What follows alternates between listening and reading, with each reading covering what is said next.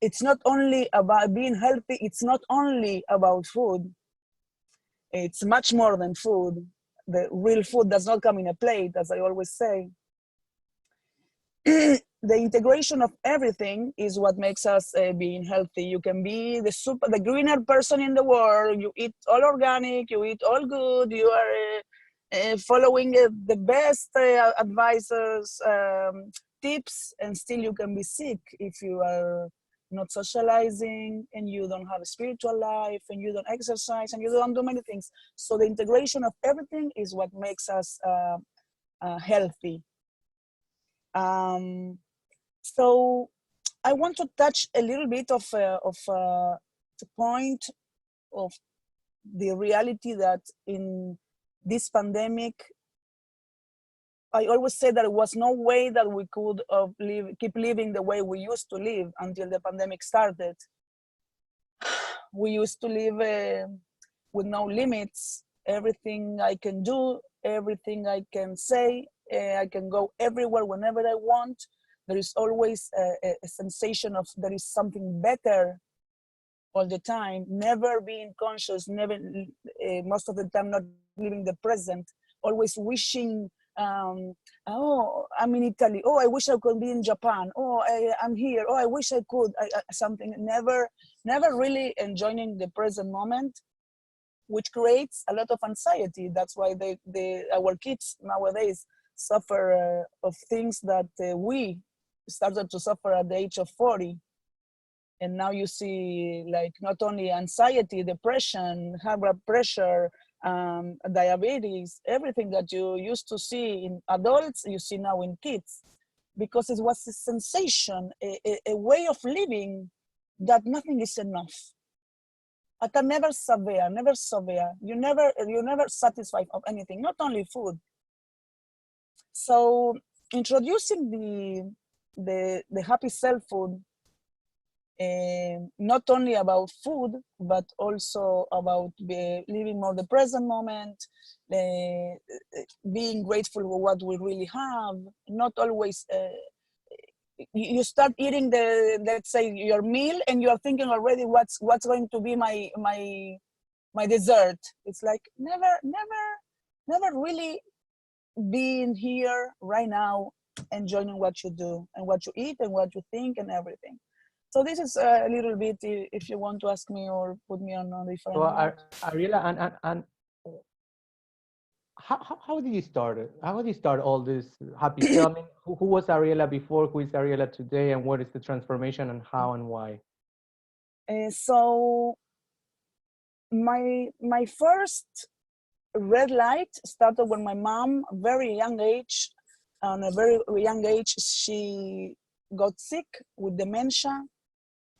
Dementia is nowadays, I can say that something, although it's in the DNA, you can still prevent it with a lifestyle and good nutrition, good thinking, and many things that obviously my mom did not have. First of all, she was a smoker, and with that, many other things. And suddenly my mom died, and I couldn't believe that my mom died. It was like this is really happening. It's like the closest death I ever had. And I started to see, she gave me like 3 years to get used to losing her. It was like a candle, reducing the flame. And during these 3 years, I asked it was really sad seeing her disappearing. And still, I will go and search what's going on with her, but still I was not there. My red light turned on. And as she passed away, it was devastating for me. I couldn't believe it, that it was happening to me, that losing my mom at 71 years old, very young. And I started my research, and I started to see how can we prevent things like that, because it's really a sad death, losing your mind and kind of and your memory. And then After 3 years after my mom passed away, my father was like a bull, never hospitalized, never, ever, nothing. Quit smoking 25 years ago. I mean, very athlete, moving all the time and everything. Suddenly, from nothing, he got killer pancreatic cancer that took him out of his body in 6 months. Let me go back for a second and tell you that when my mother died, I started to meditate.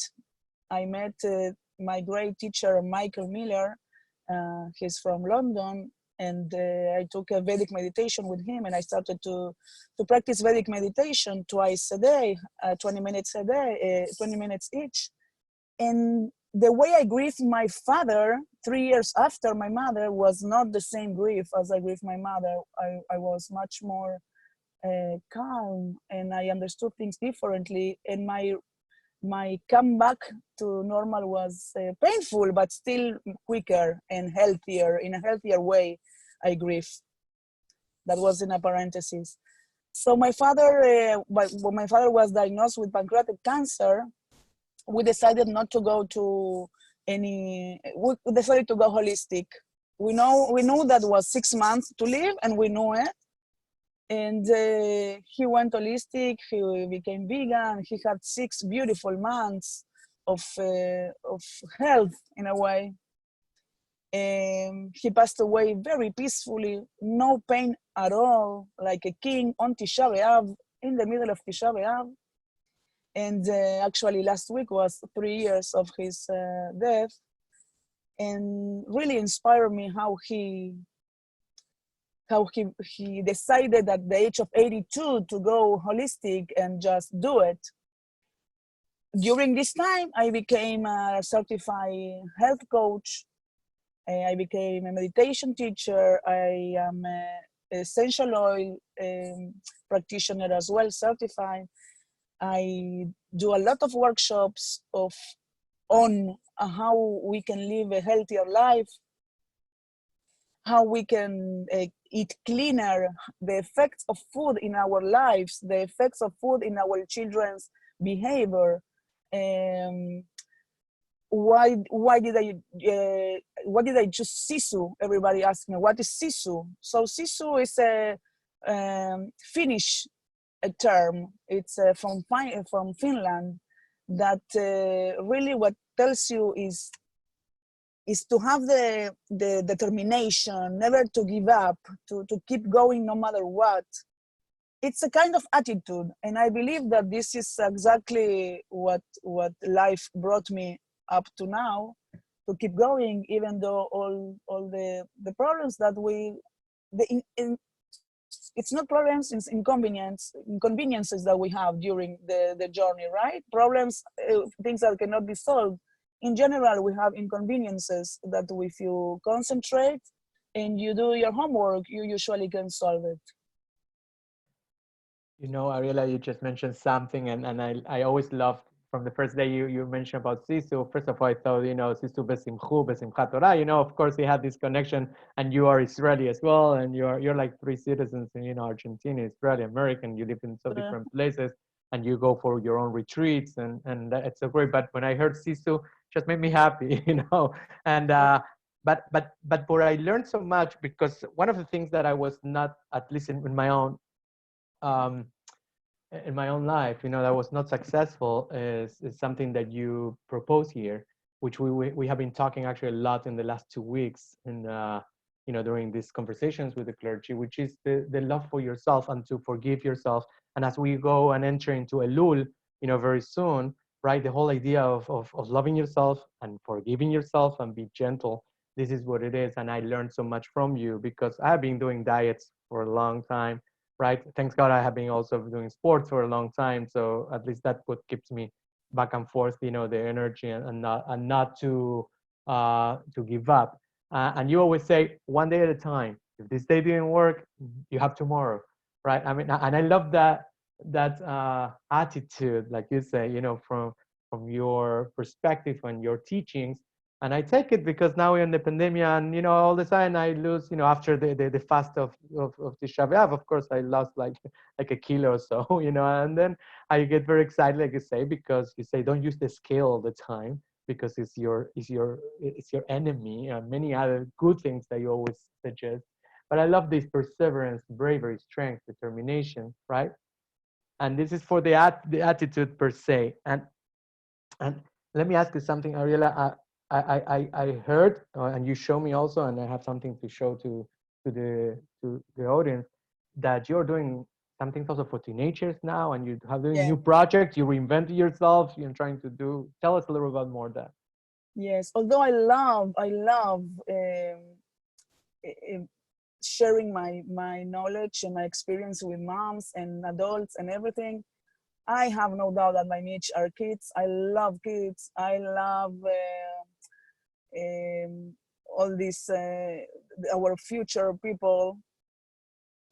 And what I like is that these kids are very smart. What you are showing now that we shouldn't show is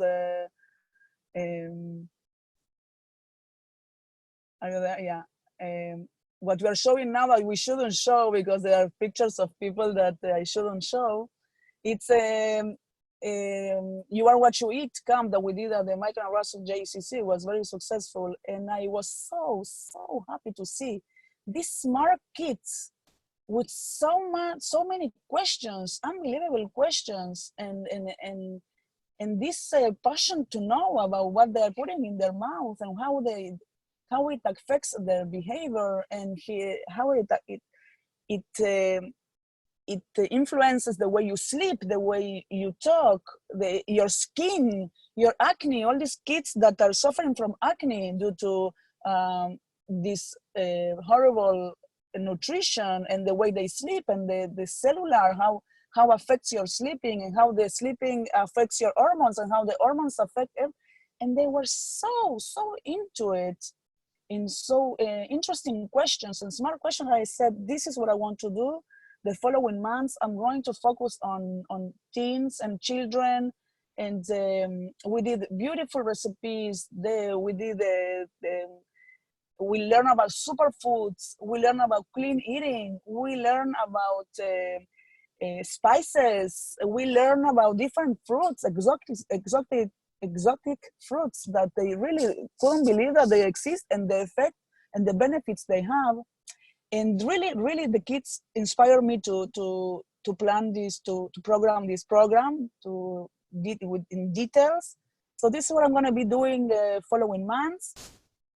I also do private coaching. I do kitchen interventions when I go to your house, and I think I did to you guys, right? I went to you and cleaned out the pantry, and we cleaned the refrigerator, and we went shopping, and you don't have to starve. It's all about knowledge.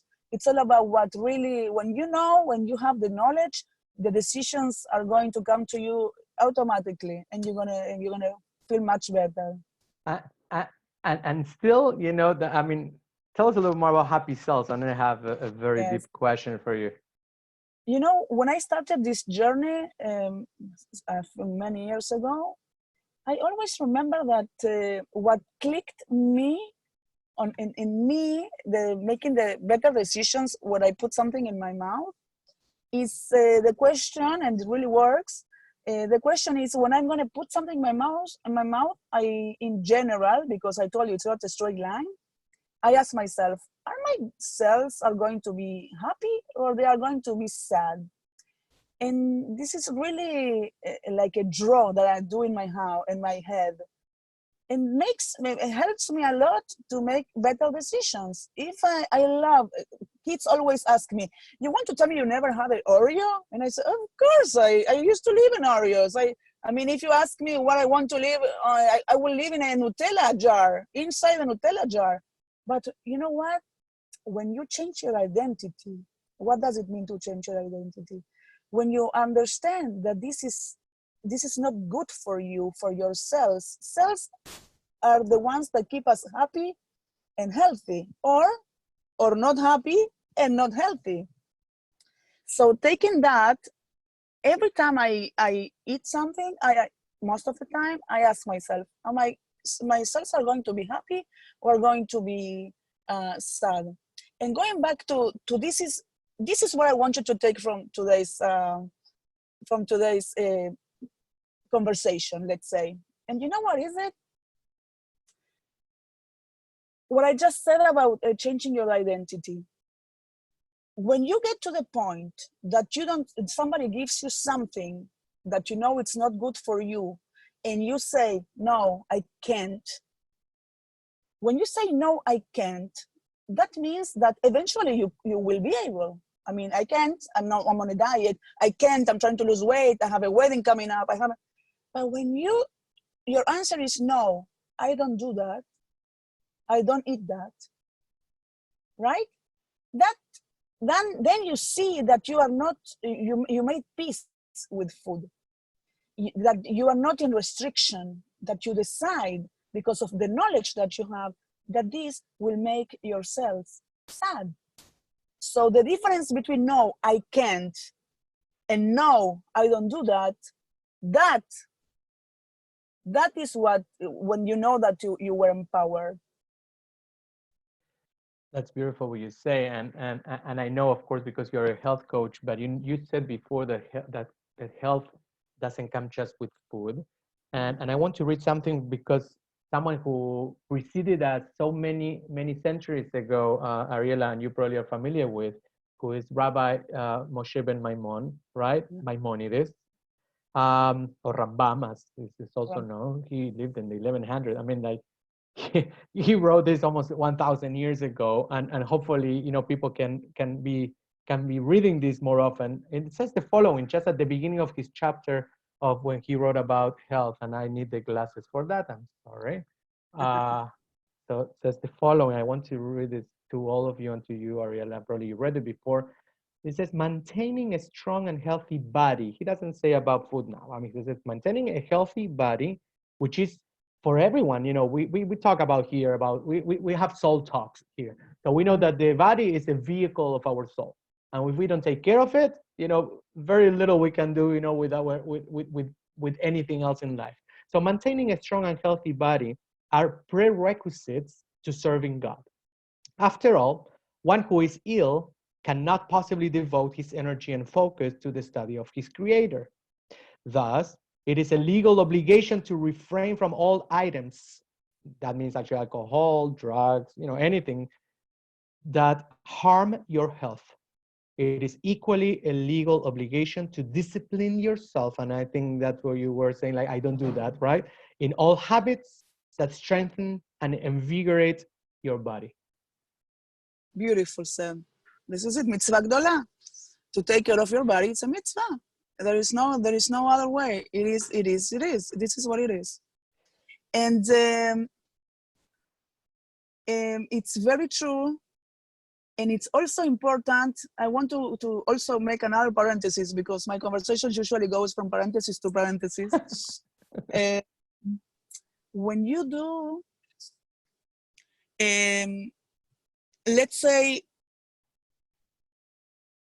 you decide, it's so interesting to see, Gaston, that all the workshops that I teach, that have more than 12 different subjects, the workshop that less sells, the less that will people will participate, is the workshop called self-care.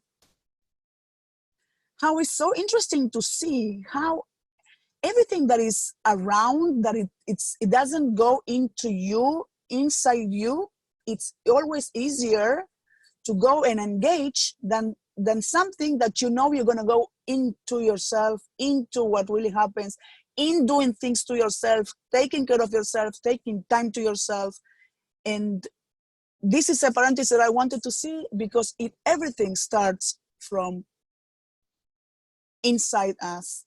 It's always from inside, outside. I've been, this is my journey, because journeys, this kind of journeys never end. And I decided to go to children and teens because they have a long journey to go. And I always start my journey, my conversation saying, I wish I will have somebody talking to me back then when I was 14 and 15 and 12, and things would have been different, but we are exactly in the moment and in the situation that we should be. So I'm grateful for this, for your time, for invitation. I appreciated the opportunity to share. And it comes from my experience. It's not a book that I read. Comes my own experience of fighting with weight, fighting with health, fighting with psoriasis that I'm clear more than 5 years. Hashimoto's that also it's my condition, and many things that brought me here, and trying to make it as natural as possible. And it's important to know that whatever is good for me, it doesn't have to be good for you. Individuality, it's very important in health and self-care and many other things. So learning to know yourself first will help you spread happiness around. And we, and I thank you for that message, and to remind us all, last week we mentioned about this idea of, there was the mitzvah of Ve'afta et Adonai Elohecha, right? To love God with everything you are. But we realized and we learned that the only way to really get to love God is if you love yourself. Absolutely. So once you start loving yourself, then you connect to your neshama, which is your godly part, and your godly section in your soul, in your body, and then you end up really loving God, because God doesn't want anyone in this world, right? I mean, that's Absolutely. what we believe. And I was going to ask you, do you think that in general, any harm or this idea of the unsatisfaction that we have, that we all have? I mean, each of us has probably different addictions. Sometimes some people might be food, for others might be drugs, for others might be alcohol, for others might be exercising too much. Also, for others might be sex. I mean, it could be different things. What do you think? Or what's your belief? According to your journey and your beliefs, that this unsatisfaction comes from? Why is it that we're never satisfied, and why is it that we barely even bless what we have, what we consume, what we acquire? It's so simple, the answer, and together with that, so complicated. If you stop 1 second, you will see that we are always thinking of the past or of the future. Oh, did you remember what happened? Oh, do you know what's going to happen? Oh, never. We are right now at this moment, really engaged with what's going on in the present exactly moment that you are right now. So always being depression, depression is the fourth diabetic. Depression, everybody's thinking what happened. Oh, look what he did. Always being in the past. Anxiety, always being in the future. Oh, what's going to happen? Oh, what's going to happen? So starting, well, for me, meditation makes it for me every day. Being present moment, control your mind, control your breath, control what you think. Being present moment is the answer, in my case, of happiness, no anxiety, and enjoying the present moment. So I invite you, Ariela, before you leave, because I know you need to go, but you promised me you're going to do a little meditation to bring us, to that present moment, and even something that we can acquire, we can get from you, and take away, that will help us even to prepare for Shabbat as we prepare our meals. That's the whole idea of these conversations with the clergy, with me, on Fridays, is to prepare for Shabbat, to nurture our souls. And so I would love if you can give us the gift. I want to give you the meditation. I will give you a few tips to when we hang up, you can be there. But I want to tell you that 2 things before we hang up. First, my Instagram, everybody asks me why my Instagram is in Spanish. And I always say that I believe that people that don't speak English don't have the same access to information as people that do speak English. So my thing here is to try to help these people that go into Walmart with diabetes and they buy orange juice because they don't have the information. They don't have access to the information because of a language a barrier. So this is number one. My Instagram is in Spanish just because of that. And going through the line that you just told me about Shabbat, all my Instagrams, all my recipes, I dedicated to somebody. Oh. So yeah, every I start my program saying, and this recipe is going to tatan tatan. And somebody asked me, why do I do a dedicate to somebody? And I say, when you do things with intention, and you put the intention of doing something good to somebody, that makes a difference into your day, into your life, and in somebody else's life. My new challenge that is going today before Shabbat in my Instagram, and this I am happy because I wouldn't say it because, you know, I'm very bad in public relations. I'm starting a new series. It's called, What Did You Do Today to Make Somebody's Days Different? And this is going to be the challenge. Also, when we cook for Shabbat, Fridays are my days. I cook a lot in general, but Fridays more. Put the intention in that food. Put the intention, who are you making it for? Even if the person is not in your Shabbat dinner, doesn't matter. Oh, I'm making these eggplants. Oh, my mom used to love these eggplants. Oh, I'm gonna dedicate, even if it's in your soul, inside your mind, I'm going to dedicate this to this person. And you put so much love, because love is the main ingredient in everything you do, not just food. Okay. Beautiful. Beautiful. So don't be afraid. Don't be afraid. Put intention in things. Make it to somebody. Make something good for somebody. And the tip, and this is my meditation, I'm going to give it to you. And it's not a meditation. I'm going to give you a very good tip, but I always give it. I do free meditations actually on Sundays in Spanish, but this is something else. This is what I want you to take from me today.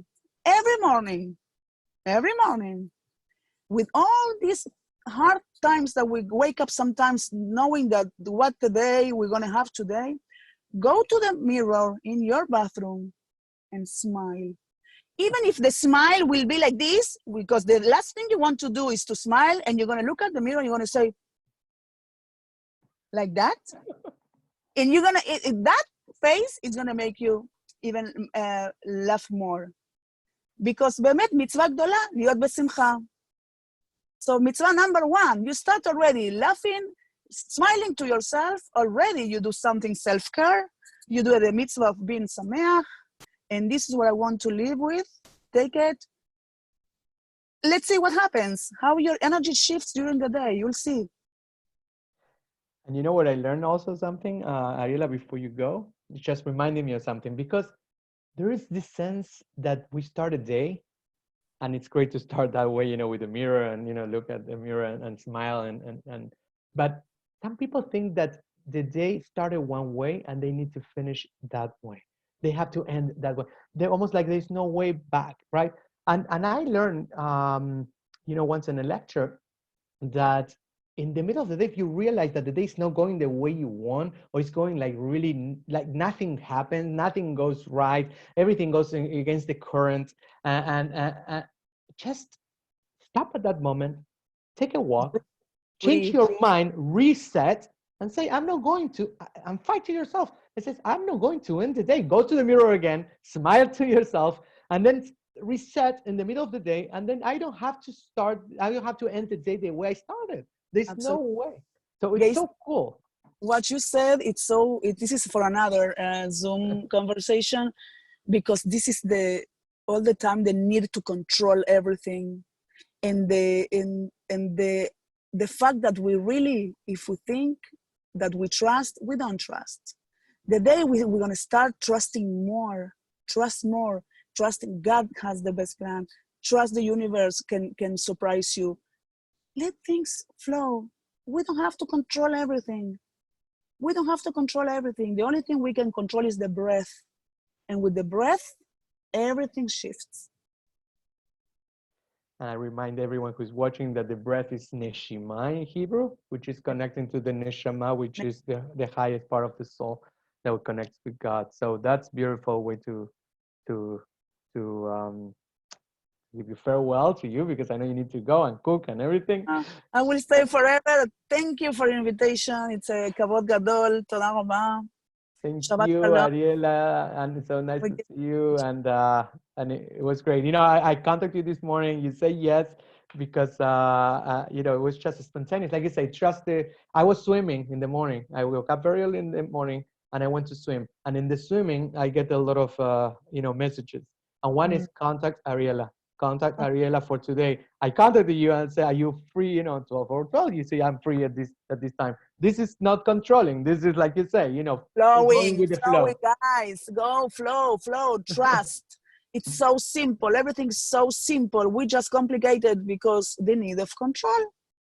And I want to say my Shabbat Shalom to all your staff, to your wife, to Sandra, I know she's watching, and everybody in Betora, and Amy. Florencia, and love you guys, and keep it up. Keep your vibrations up, and thank you, Gaston. Mwah. Thank you, Ariela. Shabbat Shalom to you. Bye. Bye. So before we finish, I just want to give you something that is related to addictions and habits, and this comes from Rabbi Shefa Gold, and she writes that it says the addictions and habits that keep us unsatisfied also prevent us from the passionate fulfillment of our relationship with God. In a way, when we have an addiction, we are unsatisfied. Our rabbis have taught that we are not connecting at that moment. We might be connecting in other ways with God, but there is some emptiness and some lack of self-love and self-care, and even the absence of God in our life, and including myself. I mean, the reason I always say this, the reason I am here on the camera is because I'm working on this day and night, and I fail, and I wake up, and I stand up, and then I fail, because that's life. That's the journey. That's what Ariela was saying. So important, you know, don't think that I am more than you because I am having the camera. No, I just have some text and I have some experience from my journeys, and I want to share this with you because it's happening to me all the time. And believe me that keeping a healthy diet is one of my big challenges, has been for a long time, continues being.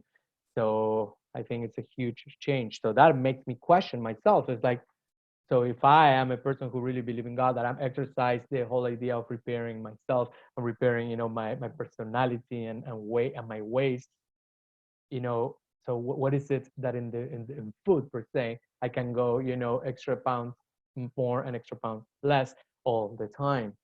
What is it inside me? Because, for example, I started to be vegetarian when I was 18 and a half years old until today. So it's a long time, more than 20 years. And I can tell someone I don't eat meat. I don't say I am trying not to eat meat. I say I don't eat meat. I don't eat chicken, right? Also, I'm kosher, right? I keep kosher style. I mean, the kosher dietary. That means actually I can say I don't eat shrimp. I don't eat this. I don't eat pork.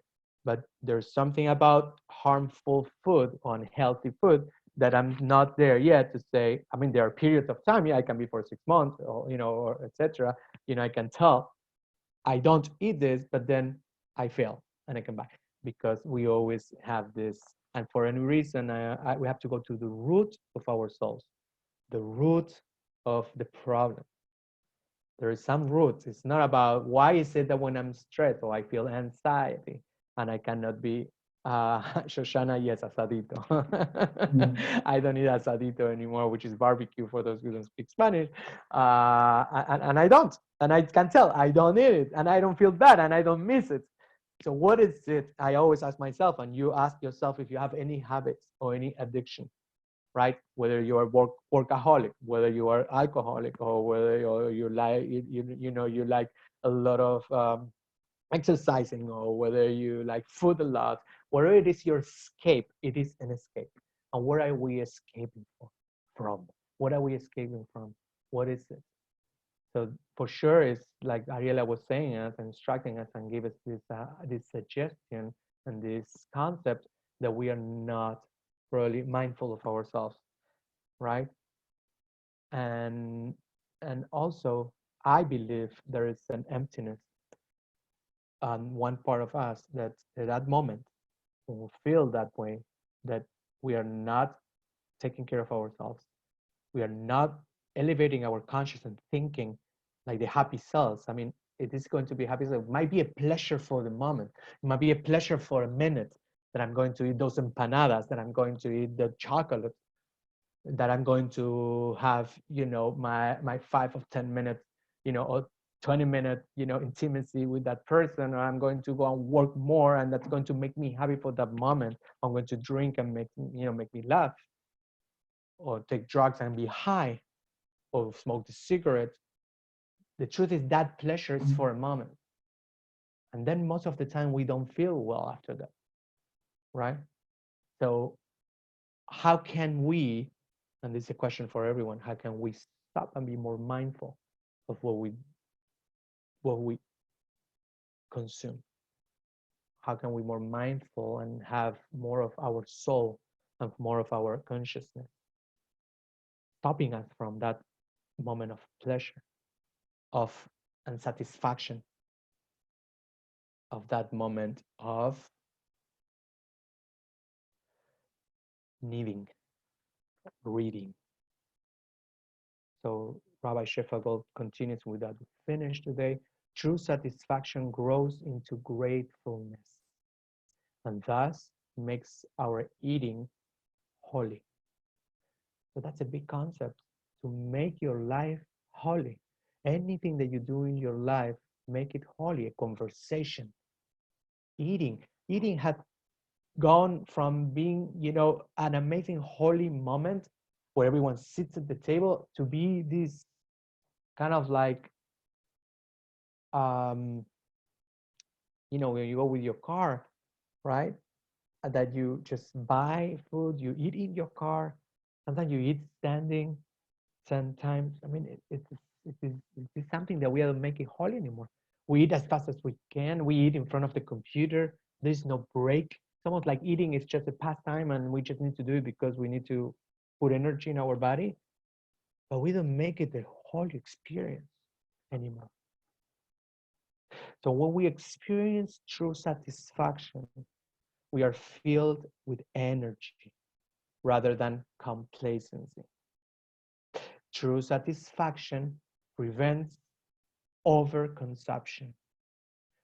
True satisfaction prevents overconsumption because it slows down the process and lets us savor each bite. So it's slower. Maimonides also says that don't bite, just, it would chunk, chew, chew, chew, chew, because sometimes we swallow, right? Thank you, Shoshana, about table is Mizbeach. True, it's the Mishkan. We have, it's the altar. Our tables is like an altar. Our tables where we eat. So food is nurturing also our souls. And the experience had to also be something that we enjoy, not only with people, but even with your own self. So take that food, try even on Shabbat when you have a chance, today as we prepare, munch, right? Don't swallow. And bring your 5 senses to all that experience of chewing that food. Even from getting in your, just a few months ago, we had an experience like this with some friends who are Sikh from India, and they asked us to take a piece of rice and take it with a hand.